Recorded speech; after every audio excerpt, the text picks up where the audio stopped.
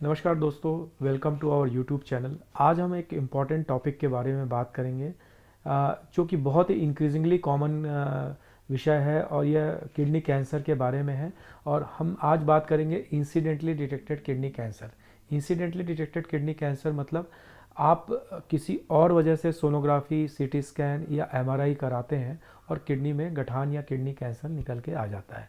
तो यह incidentally detected kidney cancer क्या होता है, इसके क्या कारण हैं, क्या रिस्क फैक्टर हैं और क्या क्या ट्रीटमेंट ऑप्शंस हैं और आपको ये लाइफ में कैसे इफेक्ट कर सकते हैं, इन सब चीज़ों के बारे में आज हम जानकारी प्राप्त करेंगे। किडनी कैंसर या रीनल सेल कार्सिनोमा या रीनल मास, ये तीनों एक ही चीज़ है। यह तब बनता है जब किडनी की कोशिकाएं आपस में डिवाइड करना चालू कर देती हैं और धीरे धीरे गठान का रूप ले लेती हैं। आमतौर पर जब यह छोटा ट्यूमर होता है तो कोई भी सिम्टम्स प्रोड्यूस नहीं करता, और जब यह बहुत बड़ा हो जाता है तभी यह सिम्टम प्रोड्यूस करता है। तो कई बार आप किसी और वजह से सोनोग्राफी कराने जाते हो, जैसे कि पेट में दर्द हुआ या किसी वजह से आपने पीठ के दर्द की वजह से एमआरआई कराया या किसी और वजह से सीटी स्कैन कराया, तो किडनी में गठान निकल के आ जाती है। सबसे अच्छी बात यह है कि जो इंसिडेंटली डिटेक्टेड किडनी कैंसर होते हैं, इनका आकार छोटा होता है, मतलब ये छोटे साइज़ के होते हैं क्योंकि कोई भी सिम्टम्स प्रोड्यूस नहीं कर रहे होते हैं। नॉर्मली यह 1-2 सेंटीमीटर से लेके 5-6 सेंटीमीटर तक हो सकते हैं। यूजली 4-5 सेंटीमीटर से अगर ज़्यादा ट्यूमर होता है या डीप जा रहा होता है तो ये सिम्टम प्रोड्यूस करने लगता है, जैसे कि पेशाब में खून आना, दर्द होना, ये सब कॉमन सिम्टम्स हैं। नॉर्मली छोटे ट्यूमर कोई भी सिम्टम प्रोड्यूस नहीं करते। तो सबसे अच्छी बात यह है कि ये बहुत ही अर्ली स्टेज में किडनी को कैंसर को डिटेक्ट किया करता है, और अर्ली स्टेज में डिटेक्ट होने की वजह से इसका कंप्लीट क्योर या कंप्लीट ट्रीटमेंट पॉसिबल है। In fact early stage kidney cancer, जिनको हम T1 किडनी कैंसर कहते हैं, इनको अगर ऑपरेशन कर दिया जाए तो ये पूरी तरीके से शरीर से निकल सकते हैं और इनमें सर्वाइवल काफ़ी अच्छा होता है। अब आती है बात क्या क्या ट्रीटमेंट ऑप्शंस हैं। तो अगर आपका किडनी ट्यूमर छोटा है, लेस देन 4 सेंटीमीटर या 5 सेंटीमीटर में है, और उसका लोकेशन किडनी में ऐसी जगह है कि किडनी को बचाया जा सकता है, तो इसमें पार्शियल नेफ्रेक्टमी का ऑपरेशन हो सकता है। पार्शियल नेफ्रेक्टमी के ऑपरेशन में सिर्फ ट्यूमर को निकाल दिया जाता है और किडनी को बचा लिया जाता है। लेकिन अगर किडनी कैंसर बड़ा है और ऐसी जगह पे है कि किडनी को बचाना मुश्किल है या इतनी किडनी नहीं बच रही है जो कि फंक्शनली वायबल हो या बहुत ज़्यादा बेनिफिट की हो, तो उसमें पूरी किडनी निकाली जाती है। इसको हम लेप्रोस्कोपिक रेडिकल नेफ्रेक्टमी या रेडिकल नेफ्रेक्टमी प्रोसीजर कहते हैं।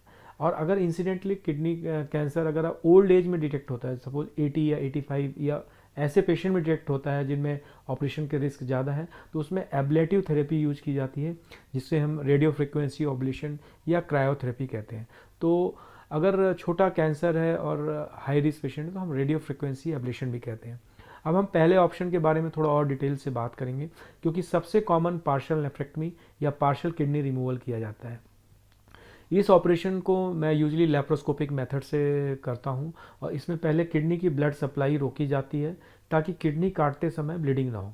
ब्लड सप्लाई रोकने के लिए रीनल आर्टरी और रीनल वेन को ब्लॉक किया जाता है। उसके बाद किडनी के ट्यूमर को काट कर उसको निकाला जाता है।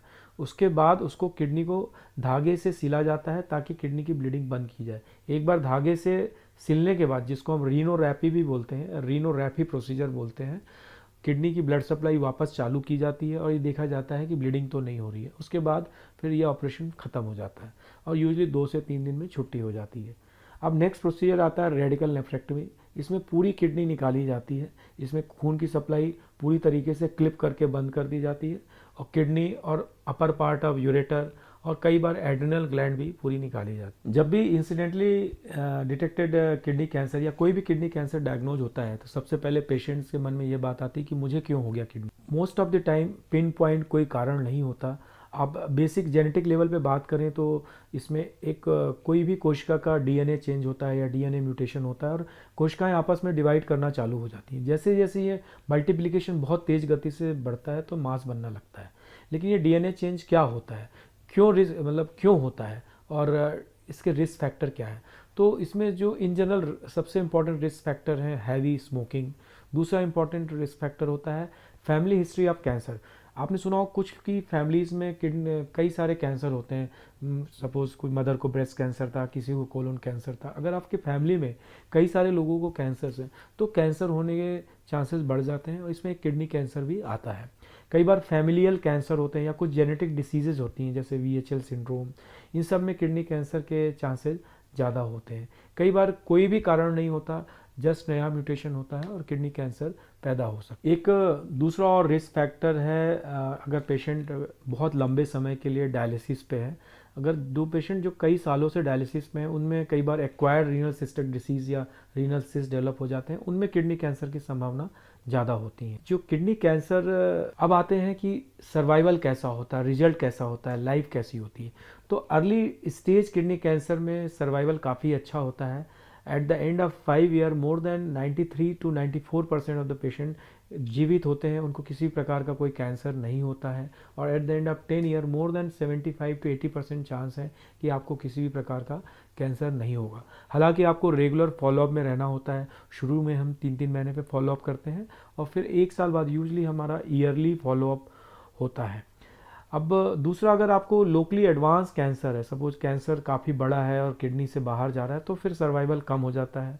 लिम्फ नोड्स अगर इन्वॉल्वमेंट है तो सर्वाइवल काफ़ी कम हो जाता है। गुड थिंग ये है कि इंसिडेंटली डिटेक्टेड कैंसर में सर्वाइवल काफ़ी अच्छा होता है। मुझे याद है जब कोविड आया था, कोविड में काफ़ी सारे लोगों के सीटी स्कैन होते थे चेस्ट के, और जब सीटी स्कैन चेस्ट का होता था तो उसमें क्या है, पेट का ऊपरी हिस्सा भी आता था, उसमें किडनी का कुछ पार्ट आ जाता था। उस समय काफ़ी पेशेंट्स आए जिनमें अपर पोल ऑफ किडनी में किडनी कैंसर डायग्नोज हुआ, क्योंकि सीटी स्कैन चेस्ट हो रहा था। और ऐसे मैंने कई ऑपरेशन किए जिसमें इंसिडेंटली डिटेक्टेड रीनल कैंसर था, that was detected during a CT scan of chest. अब इसको मैं एक समराइज़ करना चाहूँगा कि इसमें क्या क्या चीज़ें मैंने बताई हैं। First thing, incidentally detected kidney cancer early stage cancer होते हैं।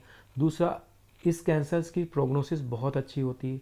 तीसरा, इसमें मेनली 2 प्रकार के ऑपरेशन होते हैं, पार्शियल किडनी रिमूवल और total kidney removal. Partial kidney removal को पार्शियल नेफ्रेक्टमी बोलते हैं और टोटल किडनी रिमूवल को रेडिकल नेफ्रेक्टमी कहते हैं। तो ये आप अपने यूरोलॉजिस्ट से डिस्कस करें कि क्या चीज़ बेहतर ऑप्शन है, और ऑपरेशन ऐसे ही सेंटर में या ऐसे ही सर्जन से कराएं जिनको काफ़ी एक्सपीरियंस है, क्योंकि पार्शियल नेफ्रेक्टमी थोड़ा कॉम्प्लेक्स सर्जरी होती है। इसमें एक्सपर्टीज़ की ज़रूरत होती है और अच्छे सेटअप की ज़रूरत होती है। Thank you.